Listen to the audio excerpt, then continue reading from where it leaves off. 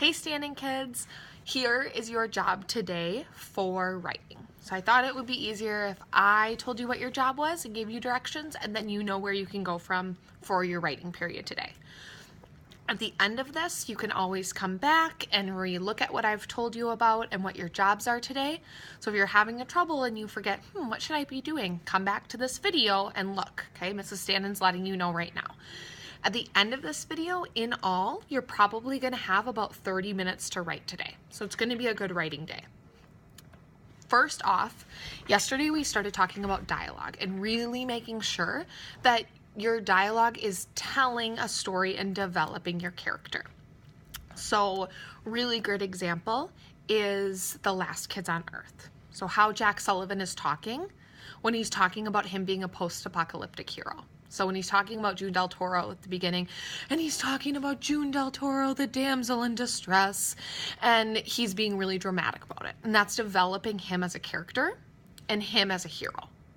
So making sure you are doing that. Yesterday, you should have started to do that, but really continuing that and fixing that in your writing.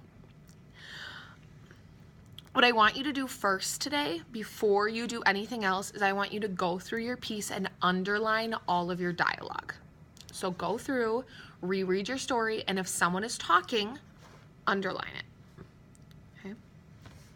Then, once you've underlined all your dialogue, I want you to go back and ask yourself, are my characters having conversations, or are they just saying something random to say something because they're saying something? Okay. Which is more powerful? A conversation or just randomly saying something? Sometimes that does work. Other times a conversation needs to be involved. After you figure out all of that, your next job is to go through and ask yourself for each piece of dialogue, is this purposeful? So am I just adding this in my story because I know I need dialogue? Or is this dialogue adding to my story as it's making it more important, it's developing my story, it's important for the story? That's what you should be answering yes to. So your dialogue should be developing your story. Okay, so your first job today, 1, go through and underline all of your dialogue. 2, go through, reread your dialogue and ask yourself, is this a conversation or a random comment? Does it fit here or no? Do I need to add some things? Do I need to take it out? 3, go through, reread your dialogue and say, is this dialogue purposeful? Is it important for my story, or is it just in here because I know it needs to be in here?